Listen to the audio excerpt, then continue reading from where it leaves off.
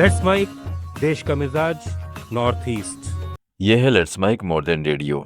आप सुन रहे हैं पूर्वोत्तर भारत की खबरें।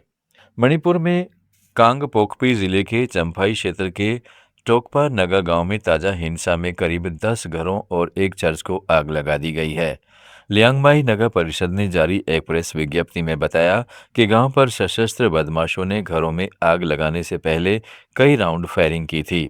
यह घटना कल रात करीब 10 बजे घटी। नष्ट हुए घरों की सही संख्या की अभी पुष्टि नहीं हो पाई है, क्योंकि गांव में अधिकतर कच्चे मकान है। वहीं विश्वस्त सूत्रों के अनुसार हमले में 9 मकान पूरी तरह जलकर खाक हो गए हैं। परिषद ने हमले की कड़ी निंदा करते हुए लोगों के घरों और एक पूजा स्थल को निशाना बनाए जाने पर चिंता व्यक्त की है। भारतीय प्राणी सर्वेक्षण के वैज्ञानिकों ने भारत में पहली बार एक दुर्लभ हिमालयी एकाकी मधुमक्खी की खोज की है। यह मधुमक्खी पहले केवल भूटान और चीन में ही पाई जाती थी। अरुणाचल प्रदेश के तवांग जिले में हाल ही में किए गए एक सर्वेक्षण के दौरान कोलेटिस बोटानिकस नामक मधुमक्खी की खोज की गई। इस प्रजाति को वैज्ञानिक दिव्य ज्योति घोष, के सुब्रमणियन और धृति बनर्जी ने खोजा है। शहद मधुमक्खियों के विपरीत जो आमतौर पर बड़े छत्तों में रहती है। कोलेटिस मधुमक्खियां स्वभाव से एकाकी होती हैं। ये मधुमक्खियां आमतौर पर एक ही छत्ते में साथ रहने के बजाय अपने अपने घोंसले बनाकर उनमें रहती हैं। असम में बाढ़ की स्थिति गंभीर बनी हुई है। अधिकारियों ने बताया कि 4 जिलों में 11 लाख से अधिक लोग प्रभावित हुए हैं। पहले से बाढ़ की चपेट में आए कई इलाकों में और अधिक बारिश की आशंका है।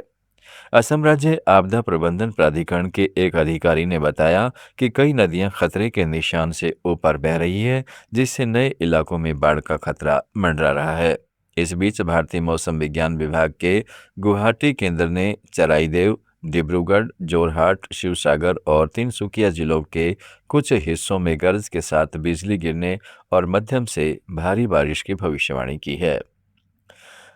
असम मंत्रिमंडल ने अवसंरचना, रोजगार, कराधान और कल्याण से संबंधित कई प्रस्तावों को मंजूरी दी, जिसमें गुवाहाटी हवाई अड्डे के पास एक उपग्रह शहर के विकास और भूमि अधिग्रहण से पहले चरण के लिए 2100 करोड़ रुपए की मंजूरी भी शामिल है।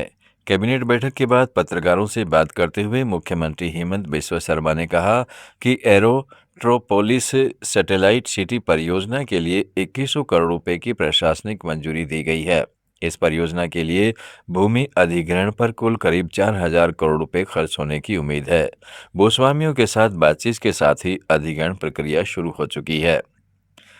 त्रिपुरा ने अपनी स्वास्थ्य प्रणाली को 31 अक्टूबर 2026 तक पूरी तरह डिजिटल बनाने का लक्ष्य रखा है। स्वास्थ्य सचिव किरण गिट्टे ने एकीकृत स्वास्थ्य सूचना प्रबंधन प्रणाली पर एक कार्यशाला में ये जानकारी दी।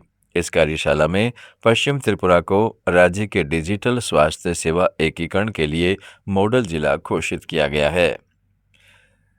सिक्किम सरकार के विज्ञान एवं प्रौद्योगिकी विभाग ने मांगन जिले में हिमनद झीलों का आकलन अभियान पूरा कर लिया है। 23 मार्च से 8 अगस्त तक चलाए गए इस अभियान में मांगन के ऊपरी क्षेत्रों में स्थित संवेदनशील हिमनद झील प्रणालियों पर ध्यान केंद्रित किया गया।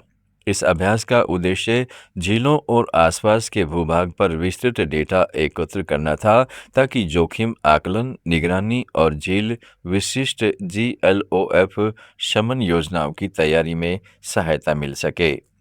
मौसम की निगरानी को मजबूत करने और पूर्व अनुमानों की सटीकता और समयबद्धता में सुधार लाने के लिए भारतीय मौसम विभाग पूर्वोत्तर में 11 नए डॉपलर मौसम रेडार स्थापित कर रहा है। वर्तमान में पूर्वोत्तर में केवल 3 डॉपलर मौसम रेडार सोहरा, मोहन बारी और अगरतला में है।